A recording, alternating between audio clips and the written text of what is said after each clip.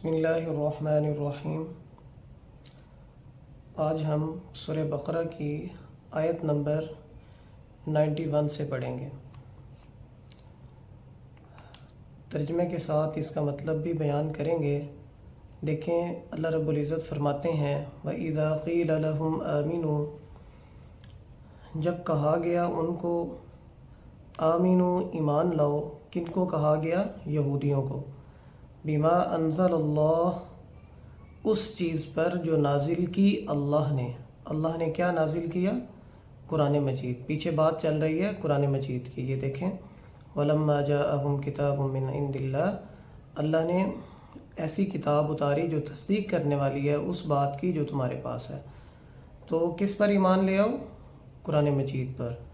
قالوا نؤمن، تو یہودیوں نے کہا، قالوا یہودیوں نے کہا، نؤمن، ہم ایمان لے آئے ہیں، بما انزل علینا، جو نازل کیا گیا ہم پر۔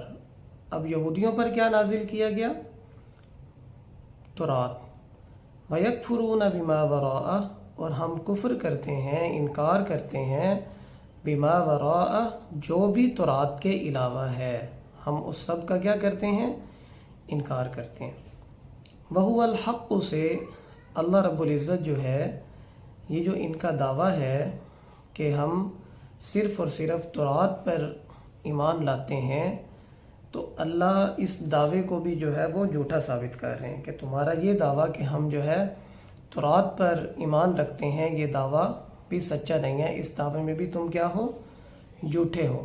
اللہ فرماتے ہیں وَهُوَ الْحَقُّ مُصَدِّقًا لِمَا مَعَهُمْ، اللہ فرماتے ہیں کہ قرآن مجید جو ہے وہ تو حق ہے، سچ ہے، مصدقا لما معہم، وہ تصدیق کرنے والا ہے اس کی جو ان کے پاس ہے، یعنی تورات کی بھی قرآن مجید کیا کرنے والا ہے؟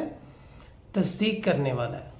تو یہ ان کے دعوے کا جواب، یعنی ان دعوے کا رد کیسا ہوا کہ جس طرح قرآن مجید تمام کتابوں کی تصدیق کرنے والا ہے، یعنی تورات، زبور، انجیل، تو اسی طرح جتنی بھی آسمانی کتابیں ہیں وہ بھی قرآن مجید کی تصدیق کرنے والی ہیں۔ قرآن مجید کی جو بشارت ہے وہ تورات میں بھی موجود ہے۔ اللہ فرماتے ہیں کہ اگر تمہارا یعنی ایمان تورات پر ہوتا، یعنی اگر تم تورات پر بھی ایمان رکھتے تو پھر کیا ہے؟ قرآن مجید پر بھی ایمان لے آتے۔ ٹھیک ہے، قُلْ فَلِمَ تَقْتُلُونَ، اب اللہ رب العزت ان کے دعوے کا دوسرا رد کر رہے ہیں۔ پہلا رد یہ کیا کہ اگر تمہارا تورات پر ایمان ہوتا تو تم قرآن مجید پر بھی ایمان لے آتے۔ اب دوسرا رد، قُلْ فَلِمَ تَقْتُلُونَ، کہہ دیجئے محمد عربی صلی اللہ علیہ وسلم، فَلِمَ تَقْتُلُونَ، پھر تم کیوں قتل کرتے ہو انبیاء اللہ، اللہ کے انبیاء کو، من قبل ان کنتم مؤمنین، اس سے پہلے کہ اگر تم تورات پر ایمان لے آئے ہو۔ ٹھیک ہے، اللہ فرماتے ہیں اب دوسرا رد دیا، دوسرا رد کیا کہ تمہارا تورات پر بھی ایمان نہیں ہے۔ ٹھیک ہے، وہ رد کیا کیا کہ اگر تمہارا تورات پر ایمان ہوتا تو تم انبیاء کا قتل نہ کرتے ہیں۔ ٹھیک ہے، حالانکہ اس سے پہلے بھی تم ایمان لے آئے تھے تورات پر۔ ٹھیک ہے، اور تیسرا اب رد یہاں سے فرما رہے ہیں وَلَقَدْ جَاءَكُم مُوسَىٰ بِالْبَيِّنَاتِ، اللہ فرماتے ہیں کہ البتہ تحقیق تمہارے پاس لے کر آئے موسیٰ علیہ السلام، بالبینات، واضح دلائل،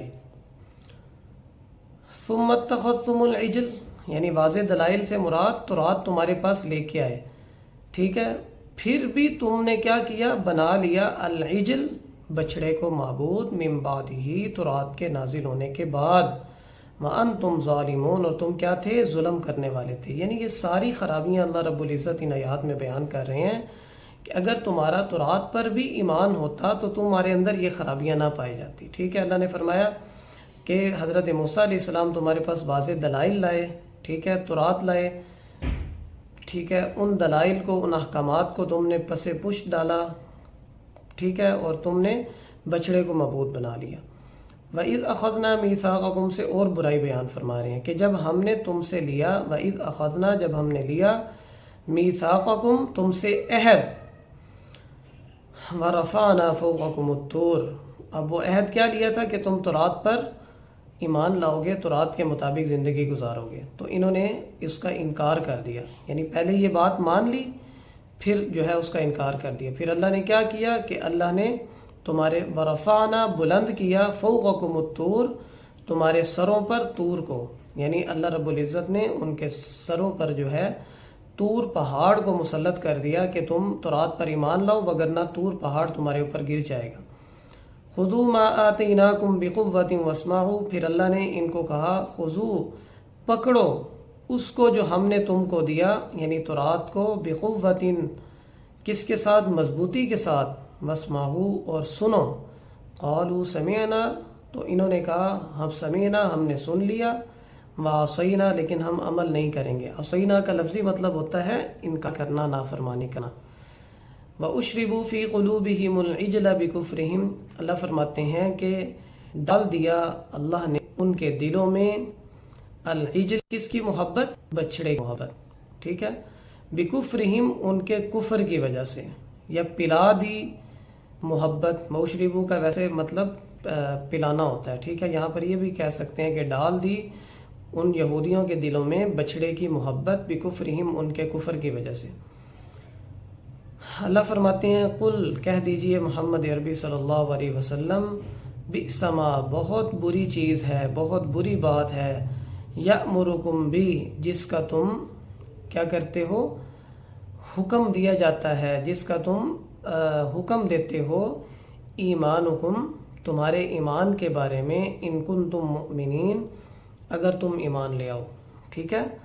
اللہ رب العزت فرما رہے ہیں کہ بری بات ہے جو تم انکار کرتے ہو، ٹھیک ہے، بئس ما، یہ پیچھے ان کی ساری برائیاں بیان کی، ٹھیک ہے۔ فرمایا یأمرکم اللہ تمہیں حکم دیتا ہے، ایمانکم تمہارے ایمان کے بارے میں، ان کنتم مؤمنین اگر تم کیا ہے؟ ایمان والے ہو۔ اب آگے قل ان کانت لکم الدار الآخرہ، اللہ رب العزت جو ہے جو یہ دعویٰ کرتے ہیں ان کے دعوے میں ان کو جھوٹا کر رہے ہیں یہودیوں کو۔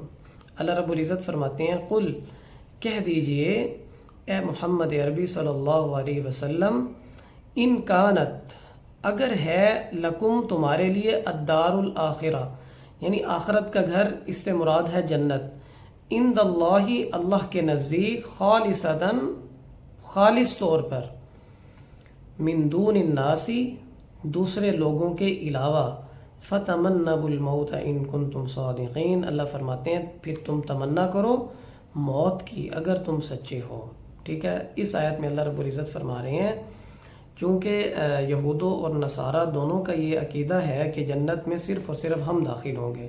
قرآن پاک میں ہے وَقَالُوا لَن يَدْخُلَ الْجَنَّةَ إِلَّا مَنْ كَانَ هُودًا أَوْ نَصَارَىٰ، کہ یہودی بھی کہتے ہیں اور اسی طرح عیسائی بھی کہتے ہیں کہ صرف اور صرف جنت کس کے لیے بنائی گئی ہے؟ ہمارے لیے۔ تو اللہ فرما رہے ہیں کہ اگر آخرت کا گھر تمہارے لیے ہے، یعنی جنت اللہ کے ہاں صرف اور صرف خالص طور پر تمہارے لیے، کسی اور کے لیے نہیں ہے، فتمنوا الموت پر پھر تم موت کی تمنا کرو، یعنی پھر تم اللہ کو کہو ہمیں موت دے دو تاکہ ہم جو ہے اپنے گھر میں پہنچ جائیں۔ اللہ فرماتے ہیں وَلَن يَتَمَنَّوْهُ أَبَدًا بِمَا قَدَّمَتْ أَيْدِيهِمْ، ہرگز وہ نہیں تمنا کریں گے موت کی، بما قدمت ایدیہم اس وجہ سے کہ جو انہوں نے آگے بھیجا ہے، واللہ علیم بالظالمین اللہ جانتے ہیں ظالموں کو۔ اللہ فرما رہے ہیں کہ وہ موت کی تمنا ہرگز نہیں کریں گے، یعنی انہیں زندگی سے محبت ہے۔ کس وجہ سے تمنا نہیں کریں گے؟ کہ وہ خود جانتے ہیں بما قدمت ایدیہم جو ان کے ہاتھوں نے آگے بھیجا، ٹھیک ہے۔ اب اگلی آیت دیکھتے ہیں، اللہ فرماتے ہیں وَلَتَجِدَنَّهُمْ أَحْرَصَ النَّاسِ عَلَى حَيَاةٍ، اے محمد عربی صلی اللہ علیہ وسلم آپ ان یہودیوں کو پائیں گے سب سے زیادہ حریص، لوگوں میں سے سب سے زیادہ حریص ان یہودیوں کو پائیں گے، علی حیات کس کے بارے میں؟ زندگی کے بارے میں، وَمِنَ الَّذِينَ أَشْرَكُوا ان لوگوں سے بھی زیادہ، اشرکو جنہوں نے شرک کیا، ٹھیک ہے۔ یودو یہ کیا کرتے ہیں؟ ان میں سے ہر ایک یودو خواہش کرتا ہے، لو یعمر الف سنہ کہ وہ کتنے سال جیے؟ 1000 سال، ٹھیک ہے۔ وما هو بمزحزحه من العذاب نہیں وہ بچ سکتے اللہ کے عذاب سے، یا نہیں بچا سکتا ان کی عمر کا لمبا ہونا اللہ کے عذاب سے، ان یعمر چاہے وہ جتنی بھی عمر گزار لیں، واللہ بصیر بما یعملون اللہ دیکھنے والے ہیں جو کچھ وہ کرتے ہیں۔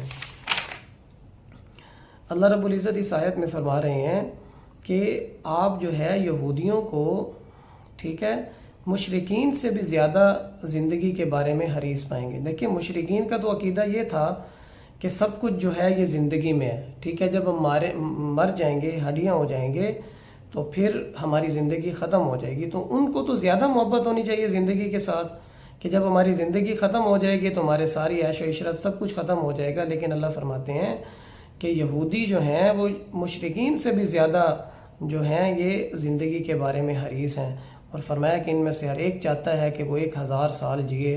اللہ نے فرمایا کہ یعنی یہ لمبی عمر ہونا اور ان کے یعنی اگر 1000 سال بھی یہ جی لیں تو ان کی لمبی عمر جو ہے وہ بھی اللہ کے عذاب سے نہیں بچا سکتی، اور فرمایا کہ اللہ دیکھنے والا ہے جو کچھ یہ عمل کر رہے ہیں، یعنی جو کچھ یہ دنیا کے اندر کر رہے ہیں تو اللہ رب العزت ان کی پکڑ ضرور کرے گا، ٹھیک ہے، یعنی اگر یہ برے اعمال کر رہے ہیں تو ان کو سزا ملے گی، اور اگر یہ اچھے اعمال کرتے ہیں جیسے پیچھے بھی آیا، ان میں سے جو تھوڑے سے لوگ ہیں وہ عمل کرنے والے ہیں، وہ ایمان لانے والے ہیں۔ کچھ یہودی ایمان بھی لے آئے تھے جیسے عبداللہ بن سلام رضی اللہ تعالیٰ عنہ اور ان کے پیروکار۔